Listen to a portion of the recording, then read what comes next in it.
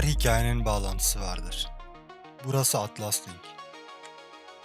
Bir şehri düşünün. İnsanların bedenlerinin parçalarını değiştirebildiği, gözlerine kameralar yerleştirebildiği, beyinlerine bilgisayar sistemleri bağlayabildiği ve insanların yalnızca birkaç implantla fiziksel sınırlarını değiştirebildiği bir şehir. Neon ışıklarla dolu. Dev şirketlerin kontrol ettiği, insan bedeninin artık tamamen doğal kabul edilmediği bir şehir. Burası Night City. Cyberpunk 2077'de gördüğümüz dünya ilk bakışta tamamen bilim kurgu gibi görünüyor. Ama asıl ilginç olan şu. Bu teknolojilerin bazıları gerçekten tamamen hayal ürünü değil. Biyonik protezler var. Beyin arayüzleri var.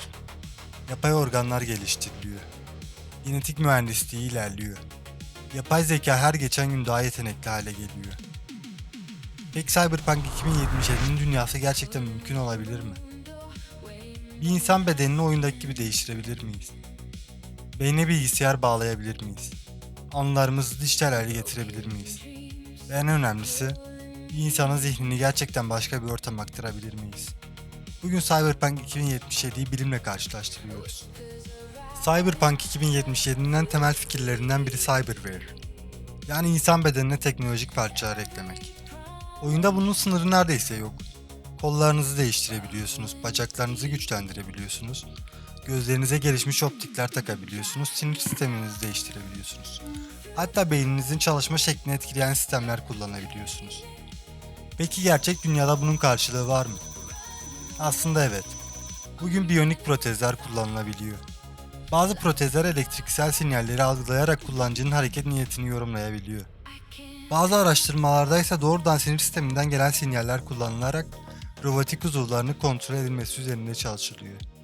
Yani Cyberpunk'ın fikri tamamen imkansız değil. Ama çok önemli bir fark var. Cyberpunk'ta bir implantı takıyorsun ve bedeninin kapasitesi anında yükseliyor. Gerçek dünyada ise insan vücudu bu kadar basit değil. Bir mekanik parçayı vücuda bağlamak başka bir şey. Onu sinir sistemiyle güvenilir şekilde iletişim kurabilir hale getirmek başka bir şey. Ve bunu yıllarca güvenli şekilde kullanabilmek daha da başka bir şey. Cyberpunk'ın en ilginç taraflarında biri ise beden değil, beyin.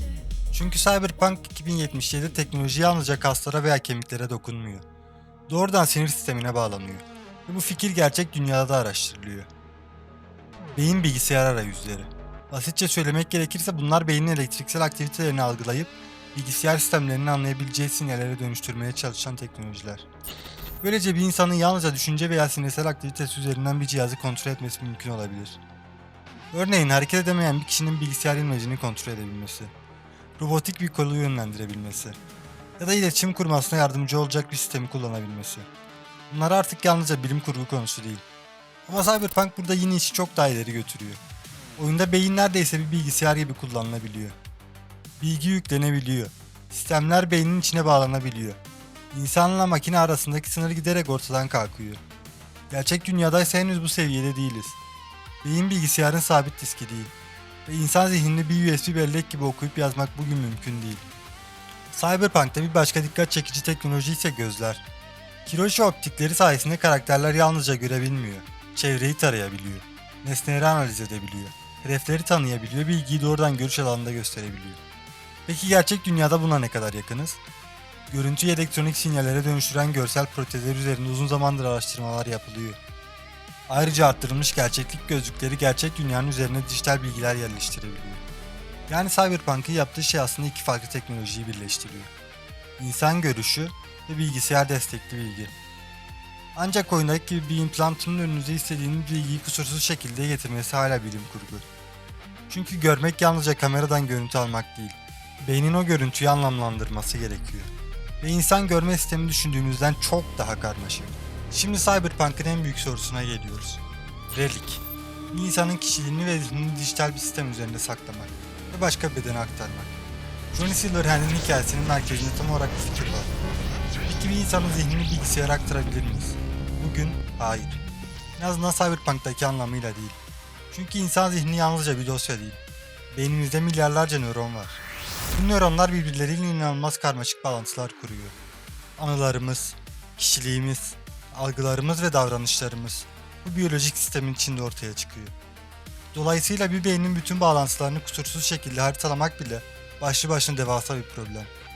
Üstelik bağlantıları bilmek, o kişinin bilincini gerçekten yeniden oluşturabileceğimiz anlamına gelmiyor.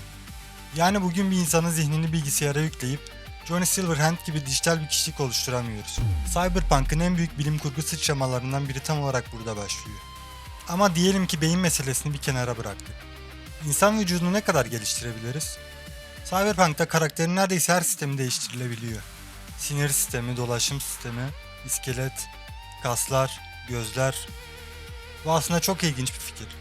Çünkü gerçek dünyada tıp giderek insan bedenini yalnızca tedavi etmekten çıkıp bazı işlevleri destekleyen teknolojiler geliştirmeye başladı. Kalp pilleri, yapay eklemler, biyonik protezler, işitme implantları. Bunların hepsi insan ve teknoloji arasındaki bağlantının gerçek örnekleri. Fakat burada önemli bir sınır var. Gerçek dünyadaki teknolojilerin büyük bölümü öncelikle kaybedilmiş bir işlevi geri kazandırmaya veya mevcut bir işlevi desteklemeye çalışıyor. Cyberpunk ise başka bir şey yapıyor. İnsanı yükseltiyor. Daha hızlı, daha güçlü, daha dayanıklı. İşte bu noktada bilim kurgu devreye giriyor. Cyberpunk'ın geleceği sadece insanlarla ilgili değil. Yapay zeka da bu dünyanın merkezinde. Night City'de yapay zekalar yalnızca sorulara cevap veren sistemler değil. Bazıları bağımsız davranabiliyor, karar verebiliyor, insanlarla iletişim kurabiliyor.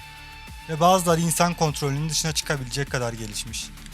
Bugün yapay zeka çok hızlı gelişiyor. Metin oluşturabiliyor, görüntü oluşturabiliyor, ses oluşturabiliyor ve kod yazabiliyor. Ancak Cyberpunk'taki yapay zekalarla aramızda hala büyük bir fark var.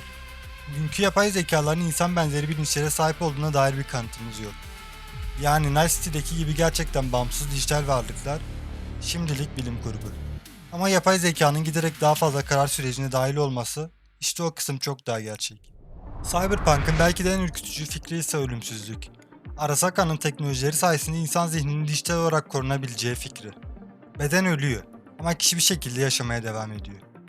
Bugün bunun çok ilkel bir versiyonunu bile tam anlamıyla gerçekleştirmiş değiliz. Bir insanın beynini tarayıp bütün kişiliğini dijital bir sisteme aktaramıyoruz. Ama insan beynini anlamaya yönelik çalışmalar devam ediyor. Beynin nasıl bilgi depoladığı, nasıl öğrendiği, nasıl karar verdiği.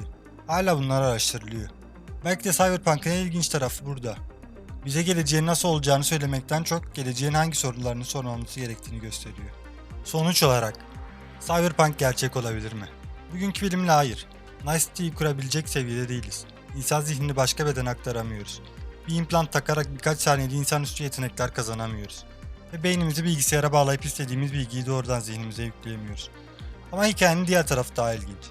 Cyberware'in bazı temel fikirleri gerçek. Biyonik protezler gerçek. Beyin bilgisayar arayüzleri gerçek. Yapay organlar gerçek. Genetik mühendisliği gerçek. Arttırılmış gerçeklik gerçek. Ve yapay zeka her geçen gün daha da güçlü hale geliyor. Yani Cyberpunk'ın dünyası bugün var değil. Ama o dünyanın bazı parçaları çoktan gerçek dünyanın içine girmeye başladı. Ama asıl soru Cyberpunk gerçek olacak mı değil. Asıl soru şu. İnsanla makine arasındaki sınır ne kadar ileri götürülebilir? Çünkü teknoloji geliştikçe bedenimizi değiştirme şeklimiz de değişiyor. Önce makineleri dışımızda kullandık. Sonra onları bedenimize bağladık. Şimdi ise bazı teknolojiler doğrudan sinir sistemimizle iletişim kurmaya çalışıyor. Cyberpunk'ın geleceği bugün için bilim kurgu. Ama bilim kurgu çoğu zaman geleceği birebir tahmin etmez. Bu cümleyi hep kullanıyorum videolarda ama olsun. Bugün var olan teknolojileri alır ve onları uç noktaya taşır. Belki Night City hiçbir zaman gerçek olmayacak. Ama onu sorduğu bazı sorular şimdiden gerçek dünyanın soruları haline geliyor. Burası Atlas Link. Bir sonraki hikayede görüşmek üzere.